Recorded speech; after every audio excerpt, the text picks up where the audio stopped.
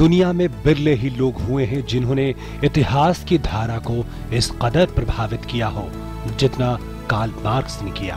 क्रांतिकारी विचारक, दार्शनिक, अर्थशास्त्री, इतिहासकार और समाजवाद के प्रणेता कार्ल हेनरिक मार्क्स का जन्म 5 मई 1818 को जर्मनी में हुआ था।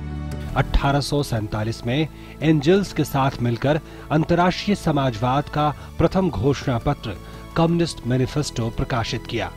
1864 में उन्होंने लंदन में अंतर्राष्ट्रीय मजदूर संघ की स्थापना में महत्वपूर्ण भूमिका निभाई। संघ की सभी घोषणाएं, नीतियां और कार्यक्रम मार्क्स द्वारा ही तैयार किए जाते थे। 1867 में मार्क्स ने द्रास कैपिटल का प्रकाशन किया, जिसे उनकी सबसे महत्वपूर्ण कृतियों में से एक माना जाता है। 14 मार्च 1883 को मार्क्स की चिंतन प्रक्रिया रुक गई और वे चिर निद्रा में विलीन हो गए। मार्क्स के निधन के बाद द्रास कैपिटल के शेष भागों का संपादन और प्रकाशन एंगल्स ने किया। मार्क्स और एंजल्स का लिखा कम्युनिस्ट मैनिफेस्टो मानव और नागरिक अधिकारों की घोषणा के साथ साथ दुनिया के सबसे प्रभावशाली राजनीतिक लेखों में भी शामिल है। इससे पहले कभी दर्शन पर आधारित आंदोलन ने ऐसी ताकत नहीं दिखाई थी। 20वीं सदी के दूसरे हिस्से में दुनिया की आधी आबादी ऐसे देशों में रहती थी जिनकी सरकारों का वैचारिक आधार मार्क्सवाद था। मार्क्स ने कहा कि पूंजीपति कामगारों से जितना काम करवाता है उससे कम मेहनताना देता है, इस तरह मुनाफा पैदा होता है।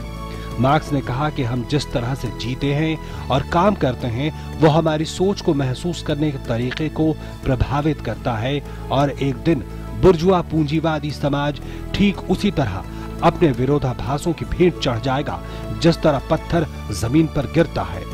मार्क्स ने सर्वहारा की लड़ाई के लिए दुनिया को कई क्रांतिकारी विचार दिए। मार्क्स ने कहा, दुनिया के मजदूरों एक हो जाओ, तुम्हारे पास खोने के लिए अपनी जंजीरों के अलावा कुछ भी नहीं है।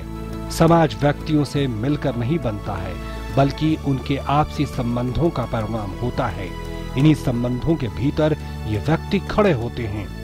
जमींदार सभी अन्य लोगों की तरह वैसी फसल काटना पसंद करते हैं जिसे कभी बोया ही नहीं। धर्म जनता के लिए अफीम है और लोगों की खुशी के लिए धर्म का उन्मूलन बेहद जरूरी है।